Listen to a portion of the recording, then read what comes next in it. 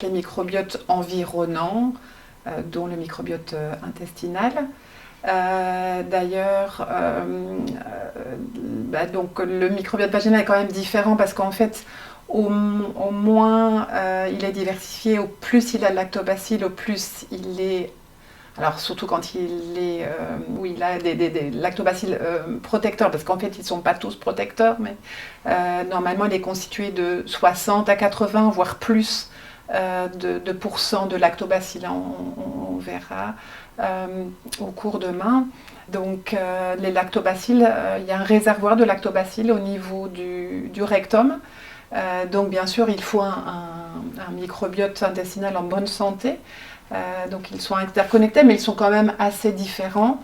C'est bien sûr un microbiote qui, pour moi, enfin un examen qui est intéressant chez les femmes, chez toutes les femmes en fait.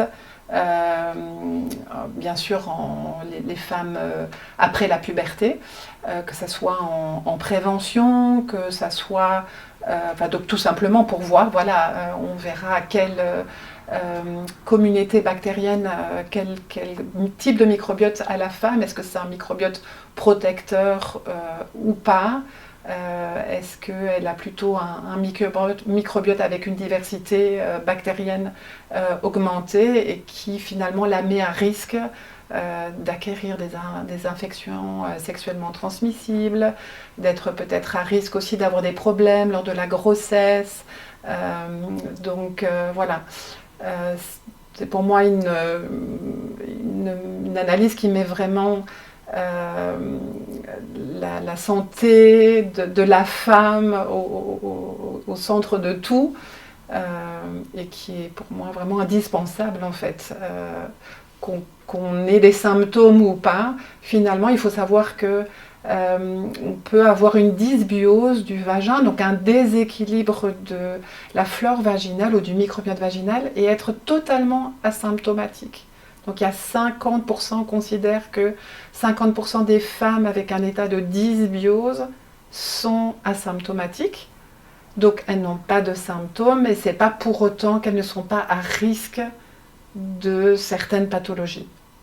Donc c'est indispensable pour moi de faire ce test, voilà, pour savoir est-ce qu'on est protégé, ou même si on n'a pas de symptômes, peut-être qu'on est à risque de développer certaines infections.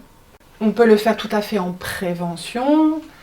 On peut le faire si voilà, on a eu une ou plusieurs infections sexuellement transmissibles, ou si on a eu des candidoses vaginales. Quelle femme n'a pas eu un jour une candidose vaginale? Alors c'est pas une infection sexuellement transmissible, mais bien sûr si on a des infections non sexuelles de type candidose, vaginose bactérienne, un épisode voire plusieurs épisodes, on a tout intérêt à faire un microbiote vaginal.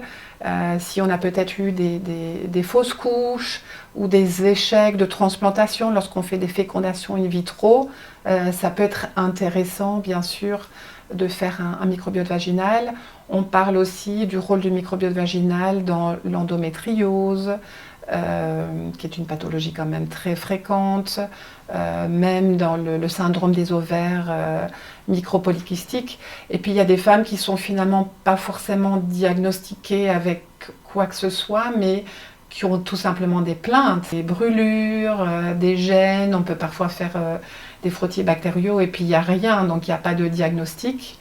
Et puis aussi toutes ces femmes qui ont des infections urinaires, récidivantes aussi, où on n'arrive pas à les aider, même avec les mesures classiques. On a caractérisé le microbiote vaginal en plusieurs communautés bactériennes, donc en 5 communautés.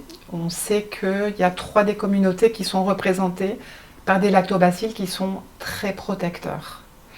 Et donc voilà, on peut considérer que si on a un microbiote dont la dominance est un lactobacille, soit Crispatus ou Gasseri ou Jenseni, qu'on a plutôt un microbiote plutôt protecteur, parce qu'en effet ce sont des lactobacilles qui vont bien acidifier le milieu et qui vont aussi produire du peroxyde d'hydrogène, donc qui a un effet antibactérien.